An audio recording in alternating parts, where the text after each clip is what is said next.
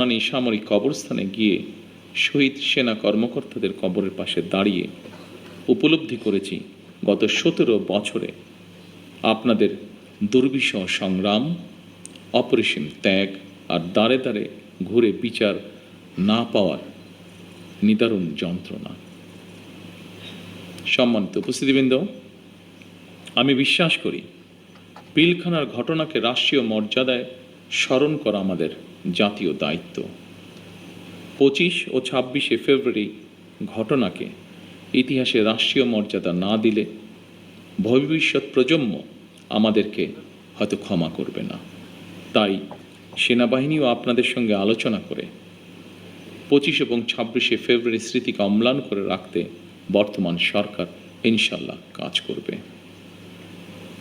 আমাদের সীমান্তরক্ষী বাহিনী শিকড় আমাদের স্বাধীনতার ইতিহাসে প্রথিত।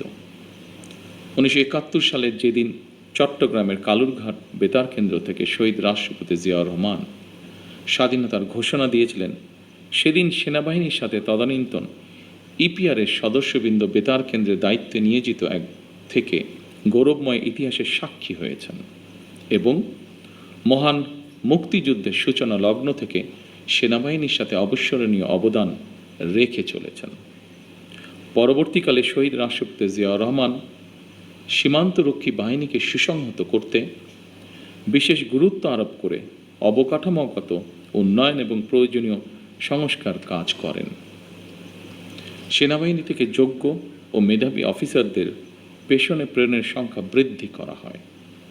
1978 সালে এই বাহিনীর ইতিহাসে সবচেয়ে বড় ঘটনা হল সামরিক কায়দায় নতুন করে পুনর্গঠিত করা।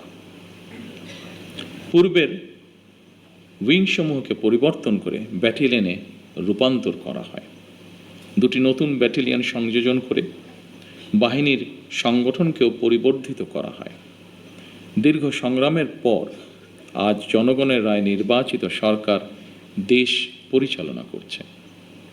দেশের প্রশ্নে আমরা সীমান্ত বাহিনীকে আরও আধুনিক ও সুসংহত করব ইনশাআল্লাহ। আমাদের সদস্যরা দেশপ্রেম ও পেশাগত উৎসর্গতায় সীমান্তে দায়িত্ব পালন করবে ইনশাআল্লাহ। বাংলাদেশের স্বাধীনতা যুদ্ধে এবং স্বাধীনতা পরবর্তী দেশ গঠনে সেনাবাহিনীর রয়েছে উজ্জ্বল ইতিহাস। সেনাবাহিনী আমাদের সার্বভৌমত্বের প্রতীক। আমি মনে করি পিলখানার এই মর্মান্তিক ঘটনা ছিল আমাদের সার্বভৌমত্বকে নস্যাৎ করার একটি অপপ্রয়াস। পিলখানার ঘটনার পরিক্রমায় আমাদের জাতীয় নিরাপত্তার কাঠামোর দুর্বলতা ফুটে উঠেছে। তাই বহির্বিশ্বের সাথে তাল মিলিয়ে আমাদের জাতীয়